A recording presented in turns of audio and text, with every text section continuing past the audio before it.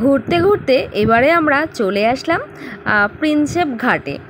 তো এখানে যদিও বিশেষ কিছু দেখার নেই, আমাদের এখানেও আমাদের প্রি ওয়েডিং ফটোশ্যুট হয়েছিল। তো আমরা এখানে আসার কারণ হচ্ছে আমরা এখান থেকে কলকাতার যে চক্র রেল সেটাতে করে আমরা বাড়ি ফিরবো, তাই আমরা এপাশ থেকে চলে আসলাম এখানে।